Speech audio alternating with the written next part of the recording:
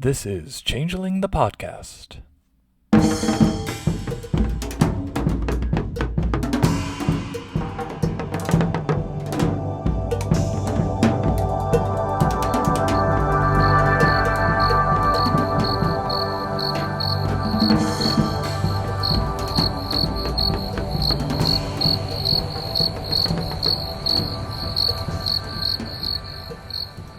Welcome to Changeling the Podcast, where once upon a time was probably last Thursday. I'm your host, Pooka, and I'm joined by fellow protagonist, Fetch. How do you do, Fetch? I'm doing very well, Pooka, and I see that there's a lot of people sitting very politely in the audience, and you've got a book on your lap. In fact, we both seem to be sitting on chairs. What are we doing here today? We are veering into fairy tale space a bit, which I guess is a little bit redundant for talking about Changeling, but in particular today, we are discussing a Grimm Dark Era. Grimm being with two M's, as in the brothers. So yes, this is another of the Dark Eras, the last one for Changeling from the initial Dark Eras book, which we will be covering today. As we have chronologically wandered down this path, we are now in the early 1800s in Germany. 1812 to 1820, to be precise. Yeah. So this one was written by Olivia Hill, Haley Margulies, John Sneed, and Philomena Young. As the title suggests, the central touchstone of this chapter is the Grimm fairy tales. And it was published in 1812, or first volume of the first edition was 1812, the second volume was 1815, the second edition was 1819. I think that's how it goes. We mentioned last time Madame d'Aulnoy and how her work popularized the term fairy tales. Certainly there were other collections of tales and literary embellishments on the genre before and after, and the Grimms weren't unique in their efforts to collect and publish those, but their work arguably became the most famous example in the European tradition, at least, for reasons we'll touch on here, and then amplified in the last century through Walt Disney's regular pilfering. So, for better or worse, we're pretty much stuck with them. Did you, growing up, did you read these? Did you get told these or have any kind of particular affection for the Grimm fairy tales? I loved fairy tales as a kid. When I heard that there were more than the ones I was picking up from television and incidentally in my school textbooks, I began looking for collections of them. Mm-hmm. It was surprisingly hard at the time to find them. I still don't think I ever found a complete collection of the 1001 Arabian Nights. I did pick up a collection of Grimm's fairy tales at some point. I wanted the old school one with all of the unsettling bits still inside of it. Mm-hmm. I don't remember if the version I had wound up with that. I'm not sure it was even 100% complete, but I did enjoy reading it. Honestly, Puka, my favorite collection of stories like this has, and always will be, scary stories to tell in the dark. Oh, I'm less familiar with that one. Have you really not read it? It's a famous book of children's spooky stories. It's Asian. I think I did at least one of them. Like I remember whatever the one is. I think that's like where I read Bloody Mary or a version of Bloody Mary, and the one with like the woman with the ribbon around her neck. Like all those. Reading through this, thinking about this one, I was like, I don't think I ever really sat down and read these as a kid. Obviously, I was exposed to the Disney films. I actually did have the Arabian Nights in an abridged version, but it was like the original Burton translation. I don't know, the first volume or something. For Grimm, though, I actually, when I was learning German, I got a bilingual edition for selected tales. And that was really cool because you had like the German original on one side and then the familiar English on the other. And so kind of learning that was neat. But it is the kind of thing where these are in the culture enough that anyone can probably think, oh, I recognize these stories. But that's different from actually reading and engaging with them, which is going to be an important piece of what we're going to discuss today. So I would say this Dark Era needs some framing before we get into evaluating its content proper. My understanding is this. Olivia Hill was developing Lost's second edition as this module was written, samples of which may have been trickling out to Kickstarter backers at the same time. For reasons that are in the public record, which we don't need to get into, she parted company with Onyx Path, and I'm not sure how much of the work she took with her, but the final version of the core book looked quite different. So as a consequence, a Grimm Dark Era kind of exists in this liminal space between Lost's first edition and a second edition that never ended up happening. Apart from the Grimm seeming themselves, which we'll get to, who were cut from the finalized core book, the chapter points to mechanics and kiths that don't exist, or structures around stuff like contracts that don't line up with other books. So readers will likely have to do some massaging to fit the chapter's content into their games. This is also true of their entries in Three Kingdoms of Darkness and maybe Requiem for Regina. Yes. Yeah, and I didn't notice it until I went back and looked. That's the thing, is it was so subtle in the first ones, maybe because Changeling was not at the center, but here it's like all coming to the fore, I think because the developer or the would-be developer was writing this Dark Era. I would also say that the content of this one tries to present a very self-referential take, almost postmodern take on the book Grimm's Fairy Tales, and by extension, the subject of fairy tales in general. And it's not a bad thing to do that, but it's a little bit out of step with what my expectations are for Dark Eras. It kind of points more to the reframings of core Lost concepts that we would see later in the second edition core book. So I don't know the exact timing of when this was released versus when Hill departed from the project or when this chapter was released.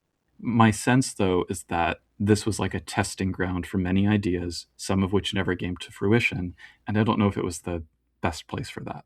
So I don't know how much of that you felt was in the air, but What did you mean by it has a postmodern take that is out of step with other material? I'm not very well, familiar with postmodernism. because the subject is stories themselves, and you are reading stories that are telling you about how stories are being used to shape stories. Like it's just kind of very meta in that sense. And I like that kind of thing. I think that thing is cool. It just doesn't give me much grounding for, I'm in 1812 and I need to know the details about how to run a game in this setting. So that idea is the centerpiece rather than the history. And I mean, I'm kind of painting with a broad brush. Obviously, both are present, but there's more weight given to that big abstract theme than in the other ones we've read. I felt the opposite while going through the pre-crunch area, in that a lot of it seemed more interested in what was happening at the time, very briefly described, than it was in exploring the wonders of changeling society. Hmm. I have a perfect vision of what this should have been. Ooh. Do you want to say it in advance or once we get to the other side? I need to say it at a point once it's clear about how uneven this is being handled. So I can either bring that up now and then the audience can frame that in, or we can go through a bunch of material and I can explain it afterwards. Go for it. Go for it. It's cool. Okay. You, I, and much of the audience are familiar with Pan's Labyrinth. One of the beautiful things about that is that it intersects this fairy tale story that this girl is going through with the horrors of the war that she is suffering. The interplay of the horrors, the attempt at escapism, and the question of whether she even can escape are interwoven. It's very good. This book feels like all of the ingredients from that movie, but separated out from each other. It would be kind of like if I served you a meal of corn and I said, here's the corn, here's the butter, here's the salt, here's the pepper, and I just put them into 4 different piles and said, have at it. Which would actually suit me perfectly. Don't ruin my analogy. I am a DIY corn fanatic. The story has a big section here about the war that we'll be getting into shortly. It's got a problem where it presents material about how changelings interface with the war that was going on at the time. A perfect version of this book would have said, here's the war, here are some analogous fairy tales, here's how the two of them could intersect. So you might have a story about the atrocities happening and then relate it somehow to, say, Jack and the Beanstalk. That would have been very interesting. However, the section about the war is more focused upon the war itself and changelings just dealing with the war. The fairy tale aspects do not bleed into it. This is a huge missed opportunity for this book, and I found it frustrating. See, it's interesting that you have that take on it, because I mean, I agree with you. I think that's an interesting way to frame it, but I kind of had the sense that it was giving me a very specific path that it wanted me to follow, which felt restrictive. But I mean, okay, not to bury the lead, I didn't care for this one. I just, I think from the start there were choices that the authors were making that I just couldn't fully get on board with, and it might be a matter of taste and opinion to some extent. Maybe readers will love it more than I did. But right out of the gate, I think the two core pieces at the start which didn't land with me. First, the concept is that they're setting up that Fey lore has these small but meaningful variations from town to town, and that what follows from that are differences in the basic facts of Fey life from freehold to freehold, like how contracts or pledges work. Within that context, the Grimm's publication of synthesized, standardized versions of these stories, because that's what they did. They gathered lots of different variations and congealed them into a single published version. And that, according to this, causes those rules of Fey life to disruptively unify across Germany. The consequence, which the authors don't expand on until like way at the end of the book, is that leaving the town or freehold becomes quite dangerous for changelings, and the variations between them, between the towns, makes larger structures like a region spanning court or a nation spanning court basically impossible. And you could explore that angle. I don't know if second edition was meant to do that, but that take, it makes the game even more hyper local than I usually think of with Chronicles of Darkness. So that's like one side, the face side. The other piece is that at the start they have this whole sidebar on chronicles that involve children. Not bad advice overall, but they point to how incorporating children is unavoidable in handling these tales. And one of the main draws of Changeling as a game is that you can explore fairy tales without child characters. And I don't think this chapter wants you to do that. So you point to Pan's Labyrinth. I do think that probably was a primary inspiration. They wanted to tell that story of this child navigating both the horrific earthbound stuff that was happening and the fairy stuff that was happening on the other side. We need to discuss the inspiration list. Notably, Yeah. Pan's Labyrinth is not on there. Let's put a pin in that. But Well, Pan's Labyrinth is not in there. Yeah, I mean, briefly, I do want to get to that immediately, but very briefly, we get the theme of change and transformation, which could be almost any era's theme, but sure. And the mood is fear of the unknown, which is great for classic fairy tale horror, though here we also get the first glimpse of the history and politics connections they're going to make, which I'll have words about. But yes, this was maybe the weirdest mix of inspirations I've ever seen. We open with the obvious, Grimm's fairy tales, whatever. Yeah. But then William Blake, awesome. I did not like most of these lists. We have the phenomenology of spirit and the science of logic, playing and reality. What I don't. These are books about. It says perception, reality, consciousness, human child development, metaphysics, and all of these were written decades or centuries ago. I question the relevancy, and I question using any resource like this that was written that long ago. So Hegel in particular was really significant in this time period and was like part of that whole national romantic movement in Germany at this exact time. So that actually is very suitable, but not exactly the light reading storytellers usually want to do for game prep, And I love the phenomenology of the spirit. It's not really relevant to my Changeling games. We have the picture of Dorian Gray. I haven't read it yet, but nothing in this makes me think it's inspiration for Changeling or the era. I'm wondering if this was actually like the second edition core book inspiration list they wanted to use. I hope not. Requiem for a Dream is one of the listed inspirations. And the 4400, which I have no earthly idea how you'd work that in. But Requiem for a Dream, I've actually pointed to as good Changeling the Dreaming fodder, especially when someone whines that game isn't dark enough. But yeah, the picture of Dorian Gray, I'm like, I guess so.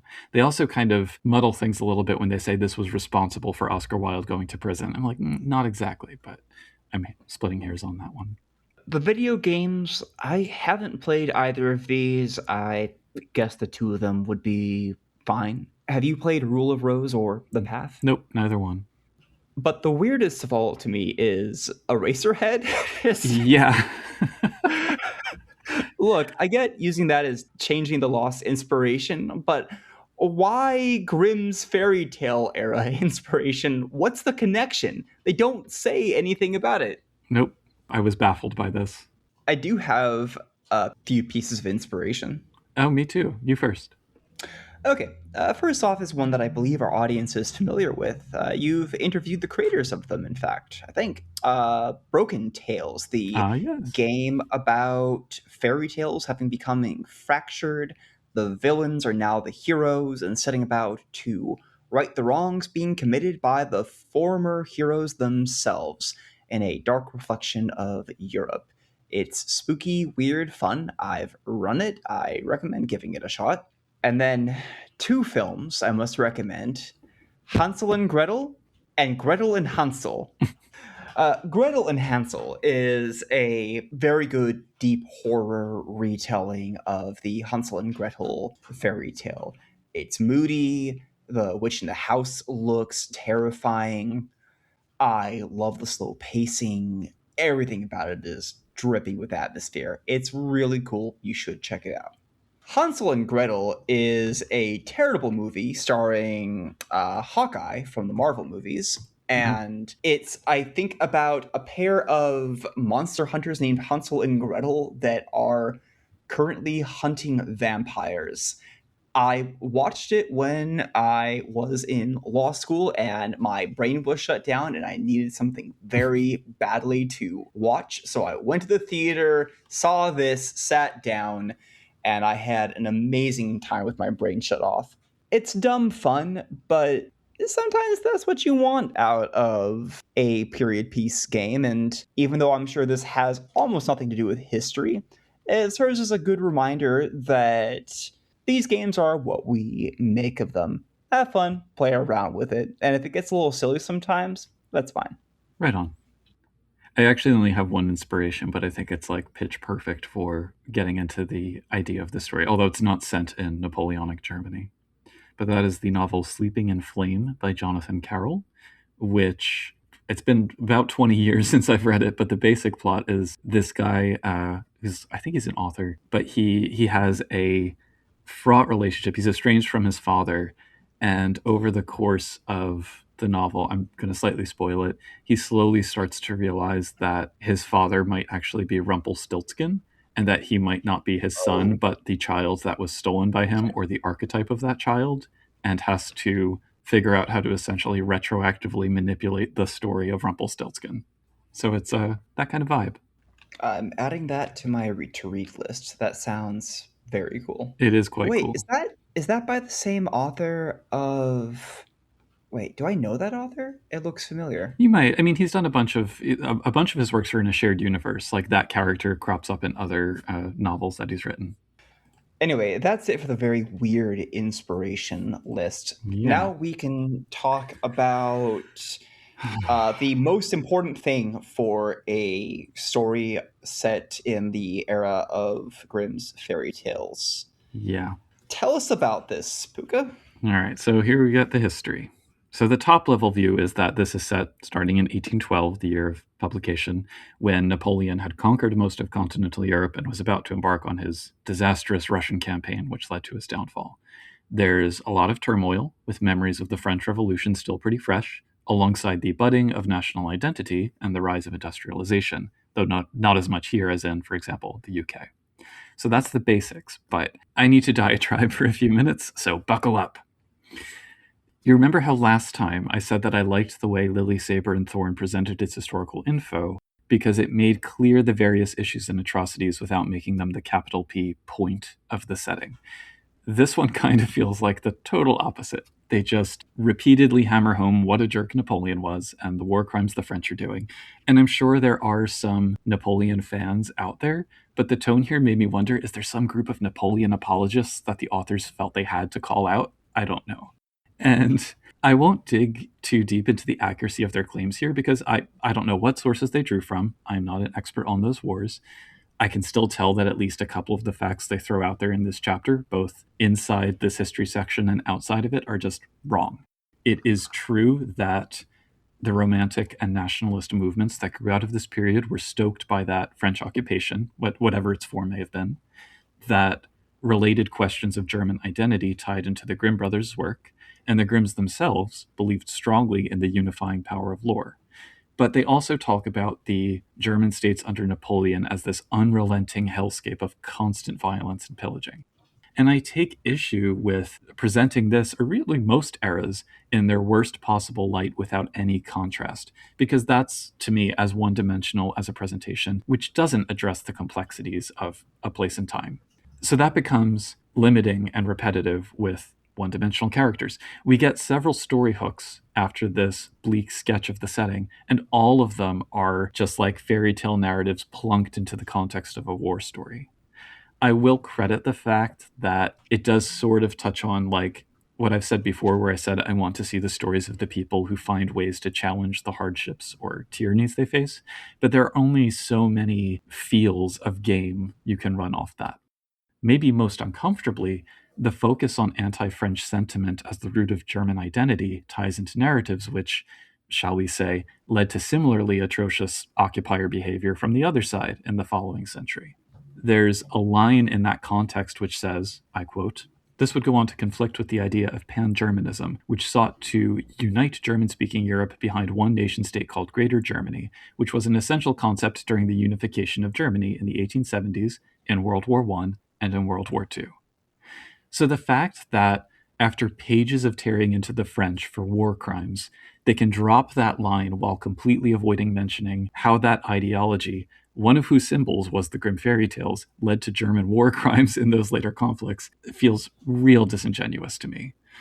But I would urge anyone who wants to write or play a historical setting to remember that the presentation of history matters along a variety of lines. And you shouldn't ignore how that presentation comes across just because it's a game, which is a common justification for either not caring about history or engaging with it in a way that does nobody any favors. So thank you for coming to my TED Talk. I found this really problematic. Well said. I had overlooked that these stories were, despite the names, I mean, actually, even given the names, trying to connect the fairy tales to what was happening at the time. They just did not click to me. It felt like the Fae matters were tacked on or not well considered. In fact, the one for Hansel and Gretel isn't a Changeling the Lost story. That's about mortal kids going through a terrible situation and then maybe undergoing a durance. Yeah. This really felt much more to me like a Hunter the Vigil section than Changing the Lost. Yeah. I almost felt like I should read more history from this era. I did kind of dig a little bit to try and find more details, like trying to identify where they might have been getting some of this information from. And it is a complicated historiographical mess, but yeah. There's also a missed opportunity. They have a section about how might changelings react, and they go generally into what changelings would think about the wars happening. However, we don't get anything specific about the summer court's martial aspect kicking in here. We don't talk about how the destabilization might cause clarity breaks, fetches emerging during the war, the horrors of the militant factions of the Fae, which I think kind of just keep getting forgotten. Like, seems like it'd be a big thing here, especially given the Knights of the Fairy Tale book later.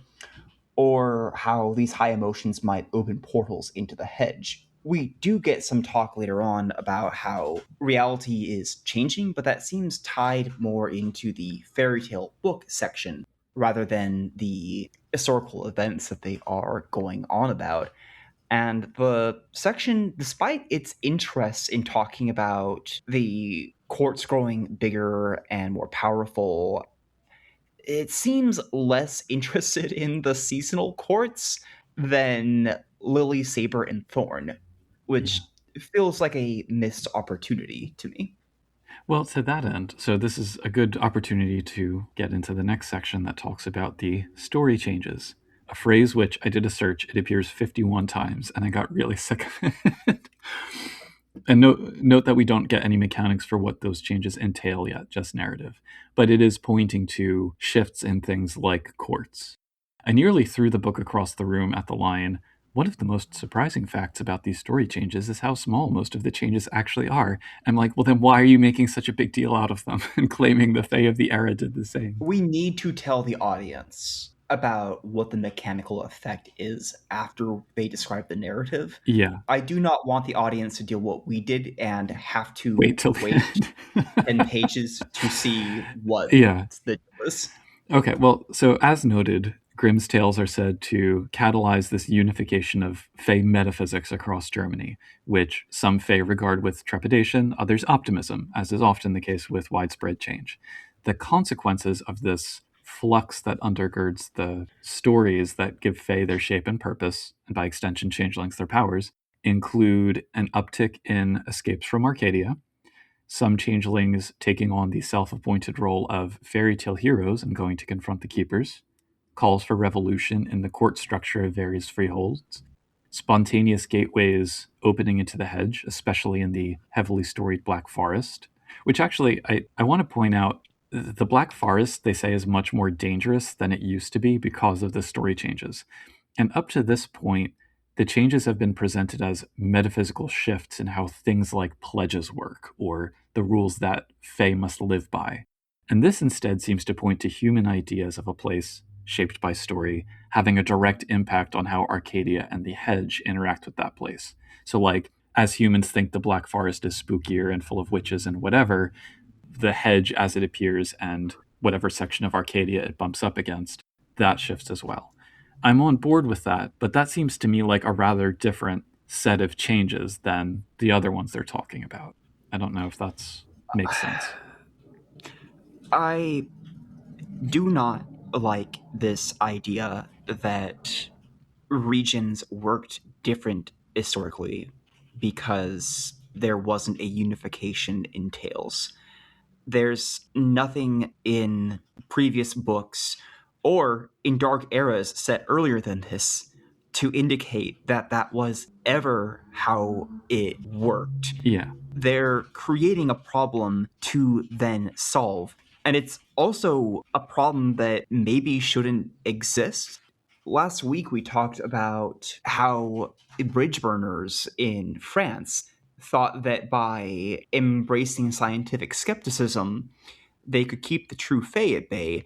And they turned out to just be wrong. The fairies don't really care what you believe. In fact, they seem like they'll jump onto any new belief that you grant them. You just gave them a new avenue. So I'm not fond of this idea that the unification of fairy tales has this effect.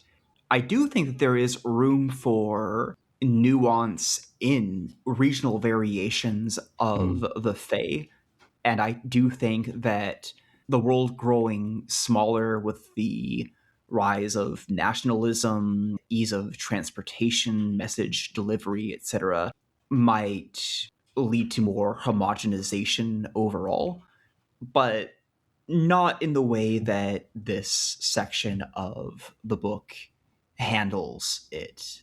This makes very little sense to me. And I think at some point, are they suggesting that courts are strictly local? Like each freehold has its own courts, essentially. It's a ridiculous notion to suggest that the courts were local in that way. They kind of treat it like the seasonal courts are in want of some grand unification when they're just a tool that the changelings use in different areas to adjust. They're not really preoccupied in any time or place about with trying to bring the courts together. In fact, this book misses on one of the more interesting nuances of the court system that we've seen in previous ones. You, of course, remember the Dusk and Dawn courts, where oftentimes freeholds will have these smaller courts or even entirely broken court systems because they have different needs. I see some room for the idea of changelings in a region saying, hey, what if we unified all of our courts just like how our area is being unified in the mortal world? That seems like a goal that some of them might strive towards, but it seems to me like an eccentric goal that I don't think would align neatly with any of the courts. I could see that as like an autumn experiment, like, hey, what if we did this?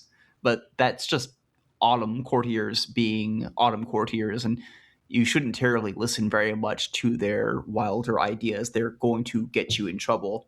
Gosh, that would have been a lot of fun, Pooka. That would have been a lot of fun if It would have.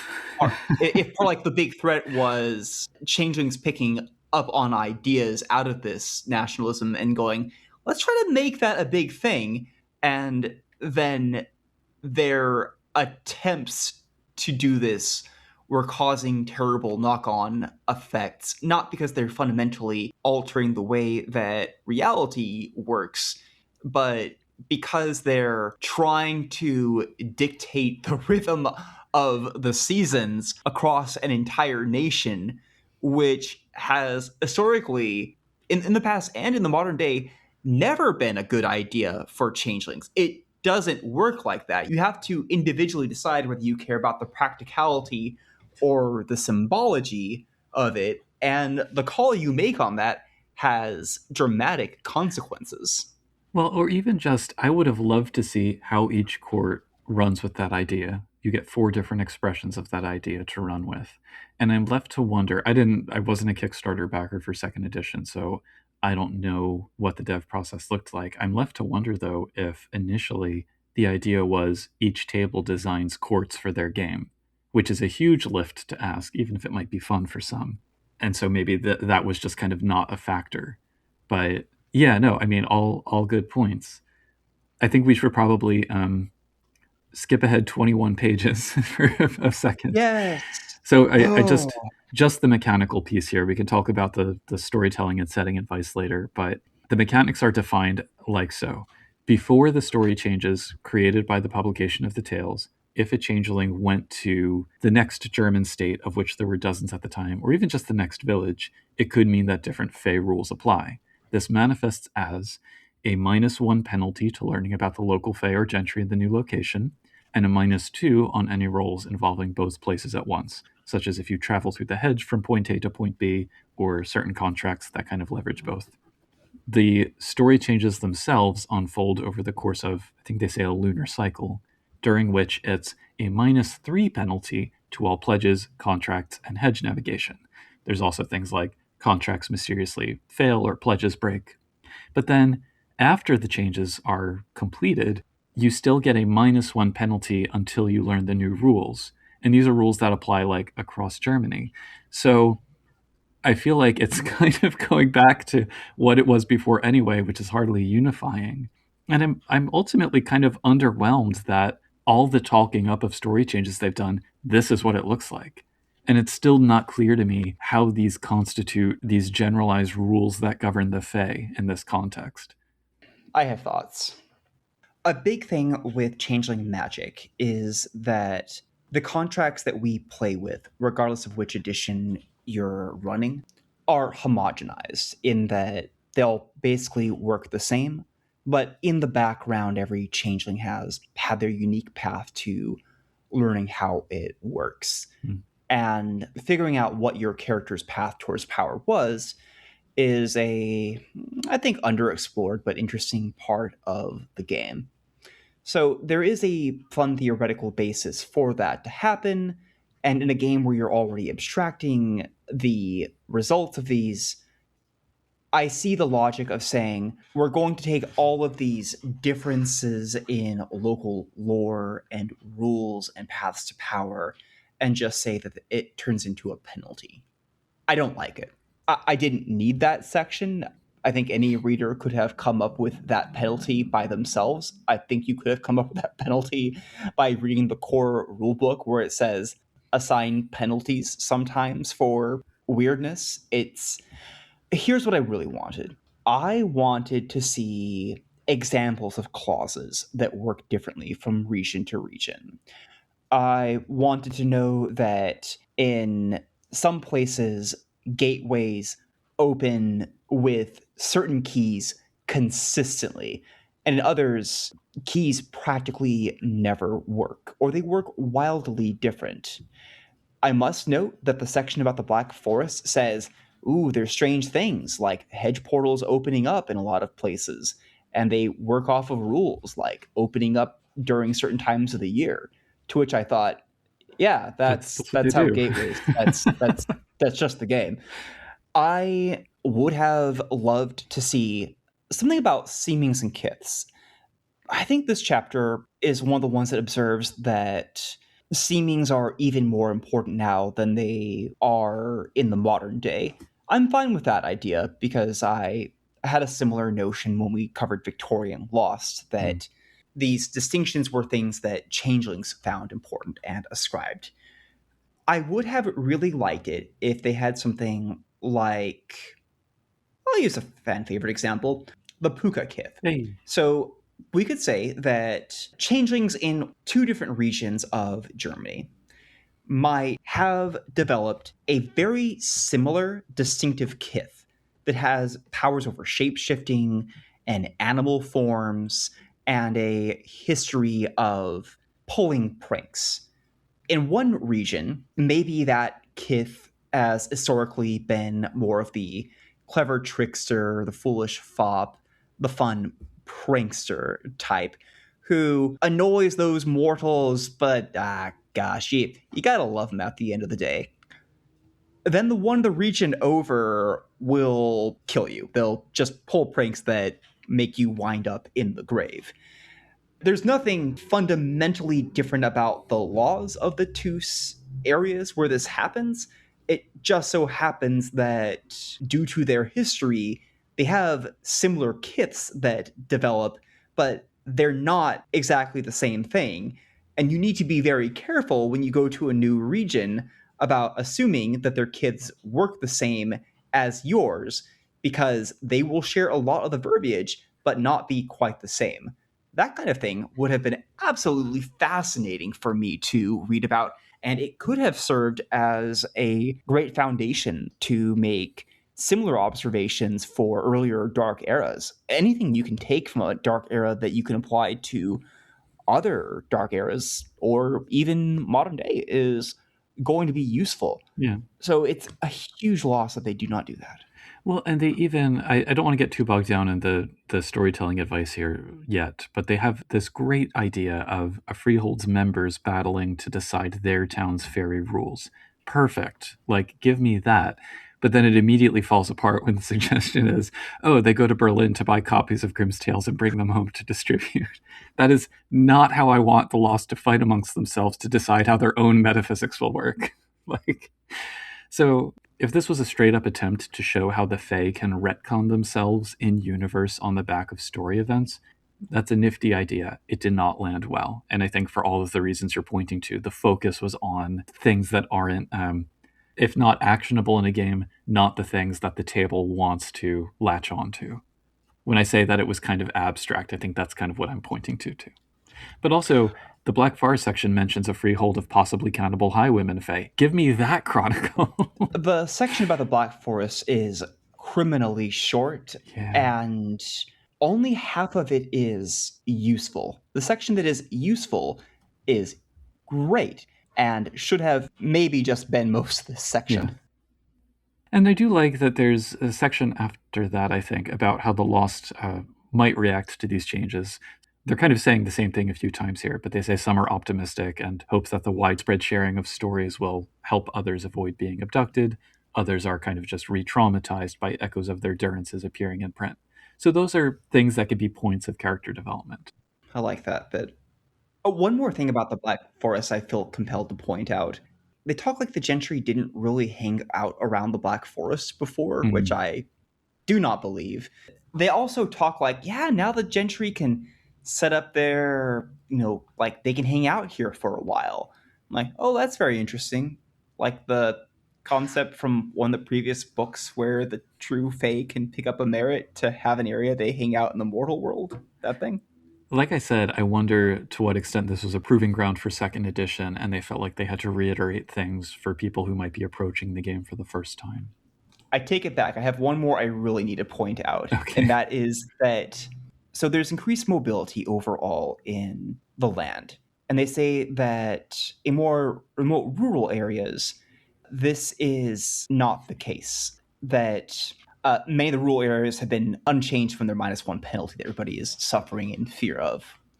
And they say that changelings, in order to travel and avoid rural areas disrupting their magic with that -1 penalty, have settled upon the brilliant idea of using the hedge as a way to travel between cities.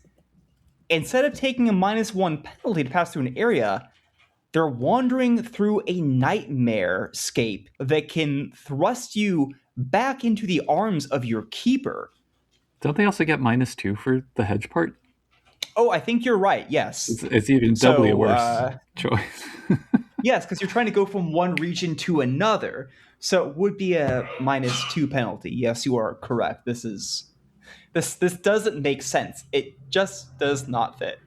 The part that I want to zoom in on is one of the example places they point to is the freehold of names in the town of Kessel, which I think they probably meant Kassel because that is the university town where the Grimms lived and worked. They talk about how the changelings there take on the names and identities of heroes from the Grimm stories. But we're told that the freehold is so large that there are too many fae for everyone to be a protagonist, so some have had to take on the roles of secondary characters from those stories. I looked it up.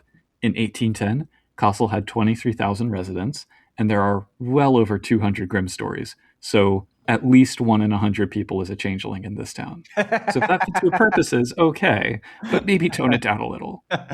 Well, we have to have a location somewhere that is spawning that entire town of fetches in our setting. Well, so when we get to Mannheim, it's going to get even worse, so brace yourself. Unrelated to the Black Forest, there's something I wish we got more of. I love that changelings are taking an interest in the Grimm's fairy tales and asking, what should we do about this spread?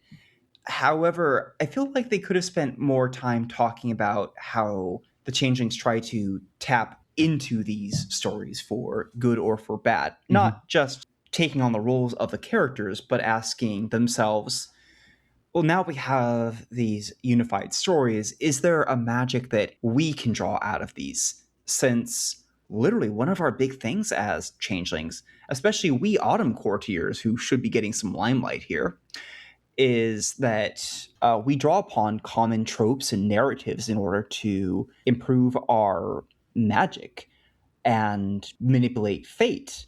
Is that easier for us now that there's these unified stories? If we spread these more often and people become familiarized with standardized tropes, does that make our magic better? Is that a thing that we even want? What do you think? I have a thought on that, I have two thoughts on that. One is we got a whole ass tail crafting system in Swords at Dawn or whatever it was. So there's that. Yep. The other, though, I'm skipping ahead a little bit to something I want to talk about later. There are references in here to things in the second edition that wasn't, I assume, one of which is the contracts of tail spinning. And I'm wondering if that was, they took the old tail crafting system and turned it into a set of contracts or wanted to. And that's, I mean, what you just said kind of makes me think of that. Like, would that have been easier in this context? Both of the courts that we get later have an affinity for that set of contracts. So, yeah, it's a mystery. Some more notes about the Lost themselves and how they live in this era. Your character is or was likely illiterate, lives in a rural area, and is defined by social class. I like how they point out how rare nobles actually are, something which I think is often forgotten when players do historical games. Though at 1 in 1,000, they're actually rarer than changelings in Kassel. A according to the sidebar we get for players who want to fake being a noble, it's not easy. I'm curious where they got these numbers, because there were, like, up until Napoleon actually came and the end days of the Holy Roman Empire, there were hundreds of little principalities. So there would have been lots of branches of nobility. But they do go through some strategies for how motleys with a mix of classes might work together and get ahead, which was a great note to include. And then we get another surprise when the book says, in the context of character creation, this is an era before the creation of most of the newer kiths, like Greys or Makers. The who? The what? So that's food for thought, the kiths that weren't. Wait, did we not have those mentioned in either the CTL 1E core book or which is the one that gets into more kiths? Is that Lords of Summer? Winter Masks, I think, has all the kiths. Winter Masks thing. Yes, you're right about that. I don't remember any. I mean, Greys to me implies like aliens, and I don't remember any kiths resembling those in any of the above. Maybe they were hidden somewhere and I missed them because I'm not really interested in that. Anyway, but just the fact that there's the casual mention makes it sound like they're expecting, oh, you've probably read the core book draft where these are a focus. So, rounding out this section is this bit with vague notes about whether a character is going to be a radical who believes in self-determination, with more of this kind of back and forth abstract language that bounces around. There's lines like, does your character support the old established structures that govern the life of the Fae? Sure sounds like the book would like me to rebel. They also say democracy and self-determination are new and radical ideas in this era. And I'm like, yeah, maybe it was new for Germany and radical there. I don't know. But I cannot help but compare every section in the book up to this point with Lily, Saber, and Thorn. Yes. So much of what is being done here has already been done better in that chapter. Yep. And it's, I would say, relatively, it's close enough in time that you could probably just like move everything over. But yeah. 300 years. It's been about 300 years. Less than that. Less than that. Yeah. Okay. I mean, Lily, Saber, and Thorn, Louis XIV died in 1715. So you can say this is less than a century away. A big century. There were revolutions and everything that made an impact, but functionally, metaphysically. My point was that there's been a lot of time for these ideas that came out of France to filter to other parts of Europe, which makes it stranger to read Lily, Saber, and Thorn and then move on to a Grimm Dark Era and have it act like that stuff, I guess, didn't matter to Germany. Yeah, it's a choice. Speaking of Germany, I do want to talk about how we zoom in on the city of Mannheim. Yeah, this is a section I liked the courts in this section. I had questions, but I think it's a neat idea. So we have Mannheim, which is basically interchangeable with any other mid-sized German town, as the sidebar later in this section says. I like the note that, quote, the freehold's central story is about how creativity is the singular gift that separates humanity from the gentry and their huntsmen. Beautiful, although I'm not really sure we've seen freeholds defined in that way very often. Like, what is the central story of a freehold? Often it just seems to be, the freehold is the changelings who live in this place. But I like it. I mean, Anyway, despite having a population of only 18,000, there are enough changelings to have two courts, the Court of Arts and the Court of Sciences, reflecting Mannheim's role as a center of learning. There is tension within each along classist lines, and then between the two, because they kind of look down on each other in their methods. The Court of Arts presents to mortals as an art appreciation society that has gone through recent upheaval, because the story changes have enabled young and ambitious Fae to take over the court, abolishing the old mentorship system to make things more democratic. Meanwhile, the Court of Sciences appears to be both an amateur science club and a craft guild for the well-off and working class, respectively. Arts has recently become larger as its new style has led many lower-class members of Sciences to defect.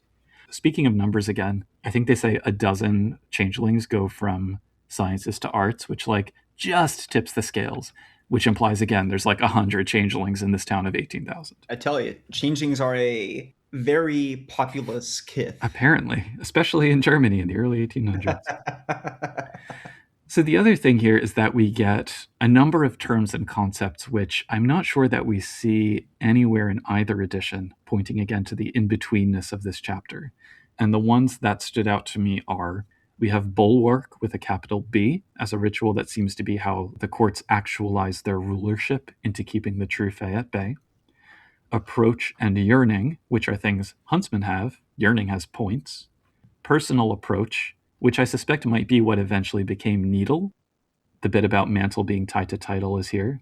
And then, as I mentioned, affinity for contracts that don't exist, like tail spinning and emotion.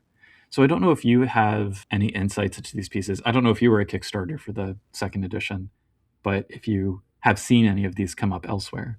You and I did talk about this when we went through Three Kingdoms of Darkness. I remember, well, and Requiem for Regina did have bulwark, but I think I missed it because they just say it's a bulwark against the true fae, rather than like, so they actually define it rather than just saying, here's what their ritual is. My impression is that this is mostly focused on the 2 and the 4 dot merits, right? The Goblin Vow and the personal approach. Oh, the mantle thing. Yeah. Okay, so the Goblin Vow merit probably enabled you to more easily perform contracts with anything that is under the Goblin Vow's purview. It might have enabled you to do more flexible magic, although that is a much bigger lift to put into a core book and is not in either first or second edition's core book as we have them. A personal approach, I'm thinking that there is a courtly approach that is used to reify what the court does to keep true fae at bay and uphold the traditions that keep their court going.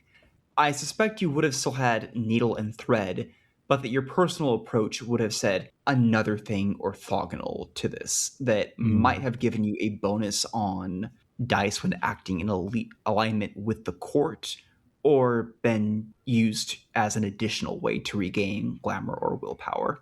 Which I think is cool. I'm sad that Yeah. didn't make it in. There's a lot of things here that I really would have liked to have seen in the final draft. Yeah.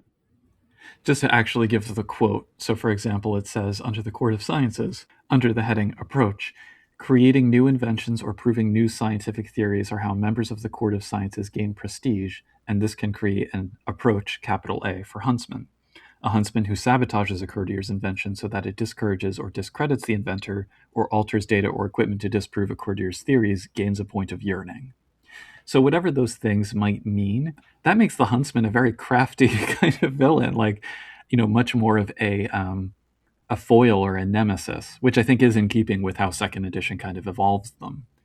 But I wish we got yearnings in second edition. This sounds very cool, and it's just not in there. yeah. And ultimately, it probably doesn't matter too much. Like, you could figure out how to make these aspects work within the rule set we do get. It's just weird to me that they would tie this chapter so tightly to a rule set that was still in the draft stage, Yeah, I don't get it. So then we come to some crunchy bits, and they're more fun, I think. We start off with some trifles and tokens. The trifles include blue tobacco that, when smoked, summons a hobgoblin to briefly do your bidding, magic beans, which naturally grow giant beanstalks and lead to various realms, the water of life from hedge wells that heal everything, and wishing rings that grant most wishes. Meanwhile, the tokens include enchanted lockets that allow for long-distance communication with the person whose hair is contained within, gilded raiment that transforms into whatever outfit you need, pathstones that can leave a path behind you or point you towards safety going forward, and 7-week boots that let you teleport with mostly sufficient accuracy. Any favorites among these? I do love the magic beans. Me too. This is so cool, getting able to just climb your way into the underworld or Twilight, which is not another dimension, but I'll take it. The Shadow Realm, the Astral Realm. Heck yeah, let's go. They are as pre-packaged of a story hook as you're likely to get. For tokens, I like the path stones. I think it's cool that you can use these stones to help find your way wherever you need to go. This is another great example of a book giving us trifles and tokens that are way better than anything I think we see in the core books for 1E or 2E for any given level, especially trifles. Like, Yeah. I usually think of a trifle as here's like a little bonus you get. You take a +2 to your next larceny check, not you get a magic ring that can grant you almost anything. Yeah. I think a castle is in the... You pay trifle cost for that too, so you could just, I think, spend like 1 merit point and begin with a magic ring. Yeah. Send one of the gentry back to Arcadia. Pretty good. I Yeah. liked the gilded raiment among the tokens because it has a very flexible +1 bonus to various skill rolls, depending on how you use the clothing. And then the catch being that it can drink your blood as it changes. Ugh. It's like that's pretty cool. Contracts though. So all right, this is another edition thing, I guess. They're ranked, so they're 1 through 5, so it's not the common royal divide that we see in second edition. But they're not given a certain through line. Like they all revolve around comfort objects given to children, but they aren't the title cased contracts of comfort objects with like a story about the pact that was made with objects or whatever. They're just free floating contracts that share a theme, with 2 at the first level. So, in order, through the medium of a comfort object, the contracts allow the Fae to help a child resist a psychological break, scry and interact with them, provide physical warmth, ease a child's hunger in exchange for then compelling them to do a favor, help them resist a persistent mental health condition, and create an emotional bond which can give the Fae beats. I also noted none of them have any benefit for an exceptional success. My guess is that this draft of the book included a general clause for getting exceptional successes. That makes sense. So, what did you think of these overall? Oh, mixed feelings. I think that they're all practical. What elevates it is that they are focused on helping kids, and that is a fairy tale thing. Not sure if it's as much of an older fairy tale thing as it is a modern conception of how fairies relate to people, but I think it still feels Fae. Mm. I could see players wanting to take these.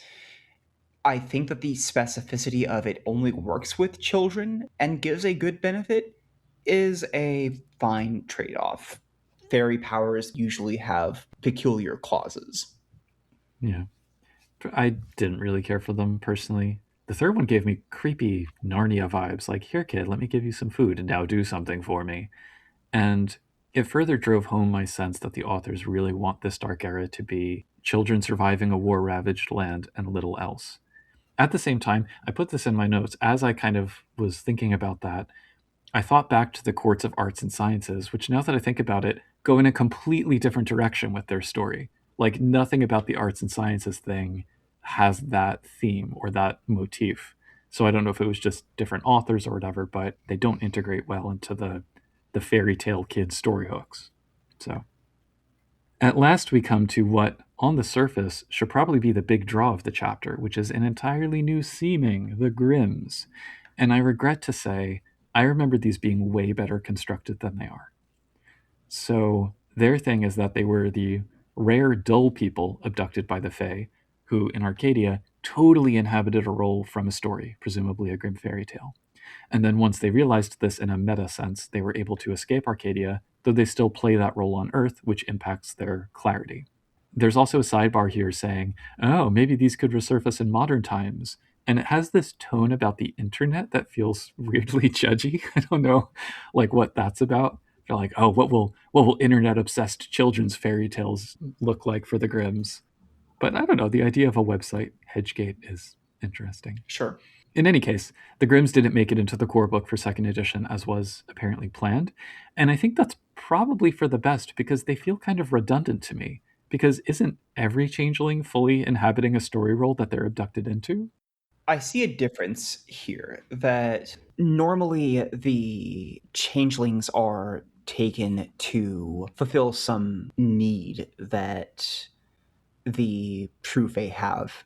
And the story role is there's always an underlying story role because that's how the Fae work, but they tend to be more abstract stories of abandon or mystery, whereas the Grimms are occupying a very specific role in a story. Like, I am the hero, I am the princess in the tower. I love the idea of the Grimms, and I think that if I had known about them for when I was running a Changing the Lost game that was very isekai themed, I would have used them because they're a perfect fit for that. You just take people who have, in their minds, terribly boring, mundane lives, and then a Fae shows up and says, "Oh, you're somebody who wants a story to their life." That's a void that I can certainly fill. And then they take them away to Arcadia and they say, "I'm going to give you that role now. You can be the hero, you can be the villain. You may not be what you wanted to be, but you will be one of those things." See, the way you described it just then is leaps and bounds better than the way they describe it here. Like, if they had said that flat out, that would have been great. Maybe that's what it is. It was just, it wasn't defined enough for me. Like, they're just kind of there without much of a unifying principle beyond they play their role, which is like what any player character in a role-playing game will do. So giving them that background would have been helpful. And there's reference to them losing their role, like their curse is that if they act against their role, they have a breaking point. But then it says, oh, if they're not currently embodying a role, and there's no indication of how or when that happens. So can they change roles? I don't know. It also overlaps a lot with the entitlement that we get in a couple of pages. I don't know. I was disappointed. I wanted to be more of a fan of them than I am. Cool icon, though. I love their icon. It is that cool scribble into a shape of a face, I think is what they're going for. Yes. It's the opening words of Sleeping Beauty. Oh, I think I see what the idea is with the curse. The idea is that you have a role that you are supposed to be occupying, and if you are in that role, say your hero is Foolish Jack, who goes on a series of misadventures, and you normally do silly things like get yourself hilariously drunk and pick a fight with a giant. But you realize that it would be much wiser in this instance if you just picked up that gun that some jerk left next to you, pointed it at the big dude, and fired it.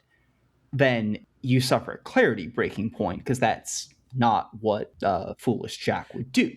By not being in the role, I think the idea is you're not acting as Foolish Jack at all. You're just being whoever you personally identify as outside of that. And while you are wholly acting outside of that, you suffer this other penalty. Well, so just to develop on that, so their blessing is that when they do fulfill that role, they regain clarity points. And it says if they're not currently playing a role, they cannot gain clarity in this way. It also mentions under character creation that a Grimm who desires to change her role frequently may study local lore, read books, or seduce and manipulate writers. There's a story hook. So what that implies to me, though, is if they can change basically at will, they can decide, I'm going to take on a new role today for whatever purpose. Two things. First, again, the tail crafting system, essentially it's been it's been turned into a seeming, because that's what you do with those mythic threads, to borrow the mage term. Also, it makes me think they're not unique. Like, what distinguishes one Grimm for another if all of them can take on whatever role whenever they want? I think you're taking too abstract a view on it. They don't operate in a white room. Every Grimm has a story that has led them to occupy whatever role they're currently in.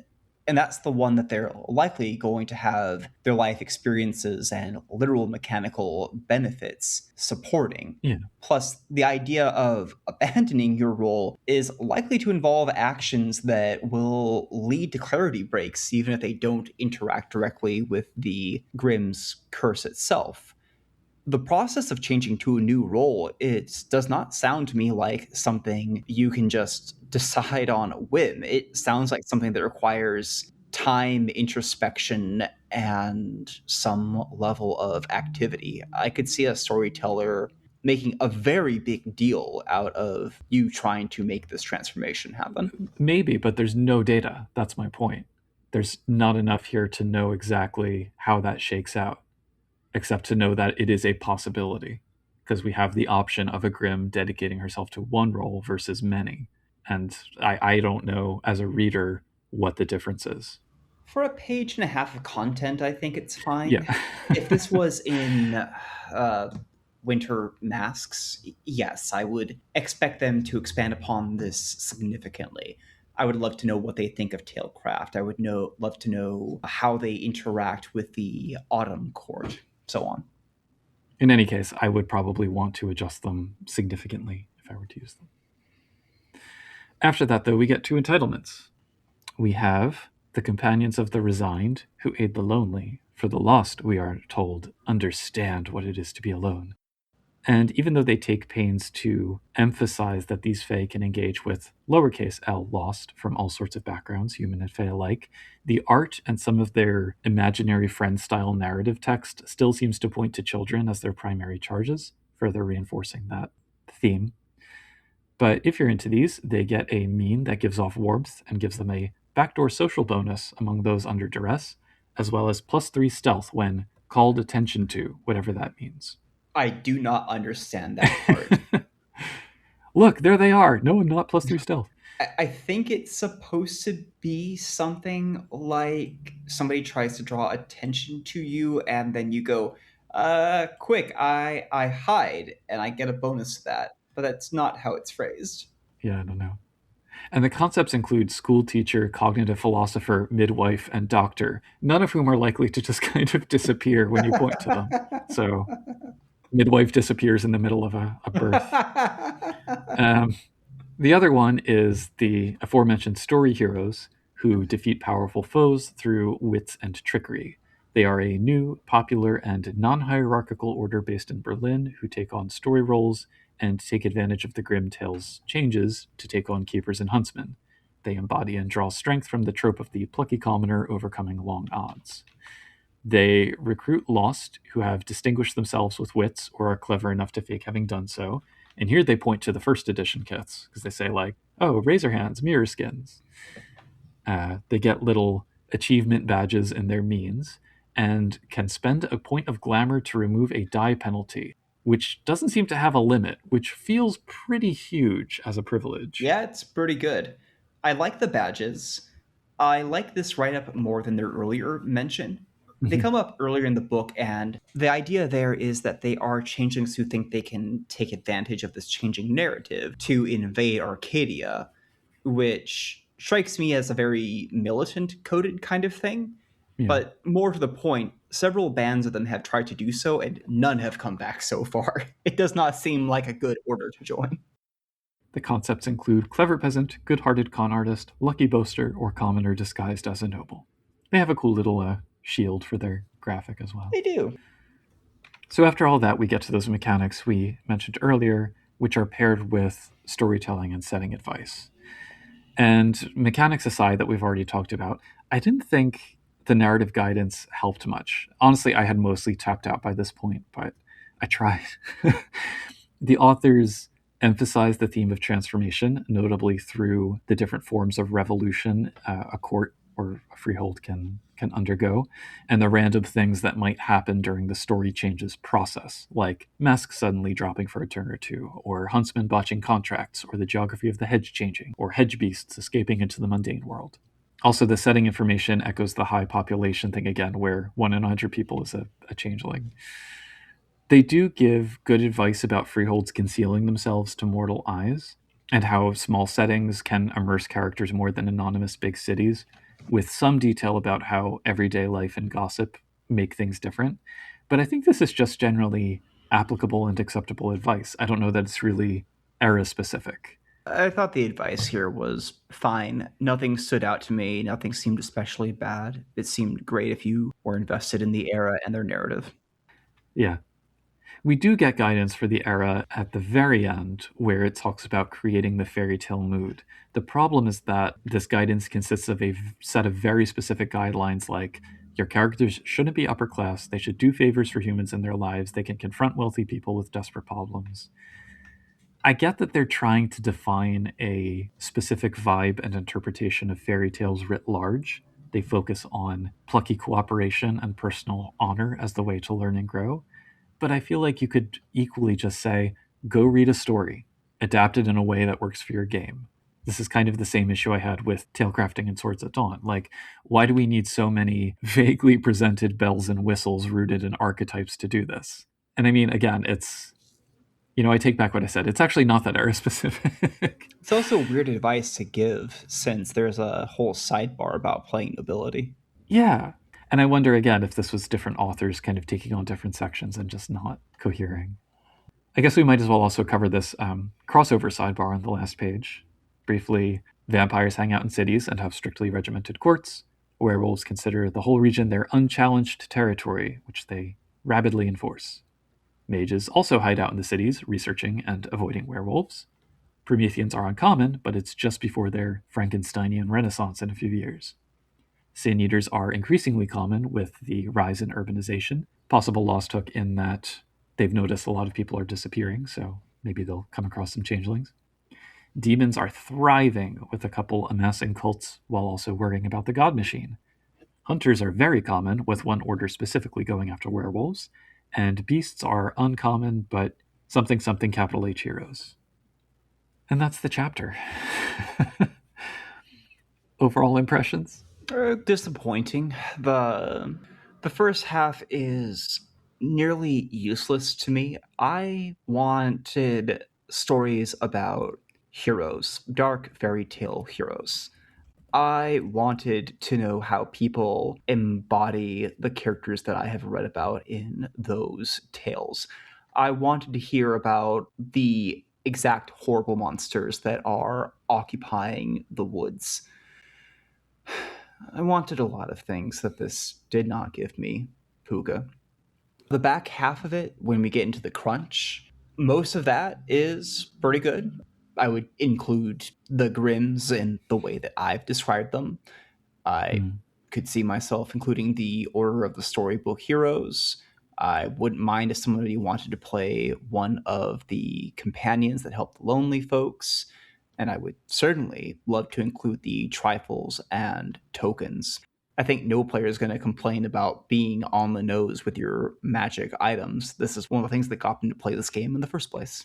So I'd say, dear readers, check it out, but you should 100% skip over the things that have no interest to you, and feel free to get into the crunch and just take the bits you like. Yeah. My summary note started the exact same way as yours, where I was like, I'm just disappointed. And I think what I'm pointing to is the postmodern direction. That was always going to be a harder lift than just the bombast of the actual narratives of Grimm's fairy tales being front and center.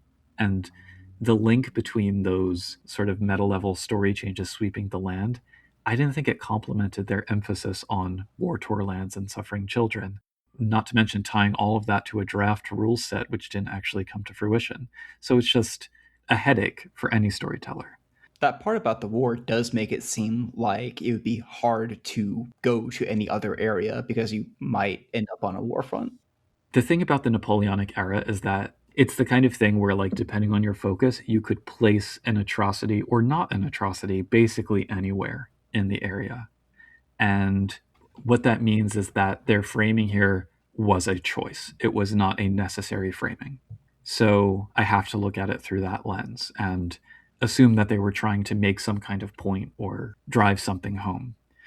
The writing just wasn't very engaging to me, and I think that didn't help me latch on to what they were trying to do. Especially after, when you remember those little fictions we got in Lily, Saber, and Thorn that opened each court section, I was like, I wanted something like that here, you know?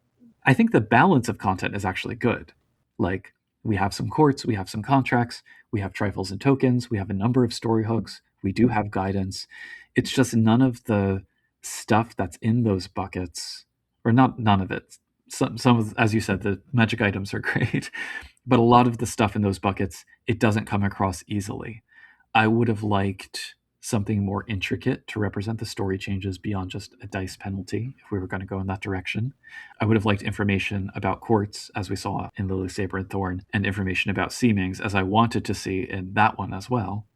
And just broader scope in terms of what kinds of stories can be run, rather than just War Torlands and the Courts of Mannheim. It felt a lot like they were trying to backdoor in themes and mechanics and the feel of the second edition that was in progress, and it just didn't land for me.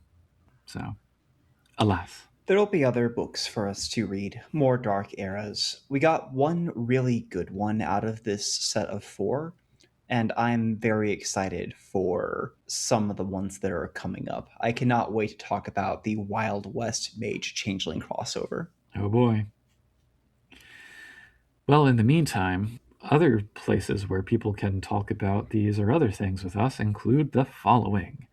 Our Discord at discord.me/CTP. You can send us an email at podcast@changelingthepodcast.com. We're on Facebook and YouTube under Changeling the Podcast. Our Mastodon is changelingpod@dice.camp. And you are always welcome to sign up for our Patreon at patreon.com/changelingthepodcast. Links to all of these will be in the show notes to this episode. So with that, I am the awakened princess known as Pooka. And I am the questing princess known as Fetch. So here, I'm going to let you decide which language I take the fairy tale common ending from.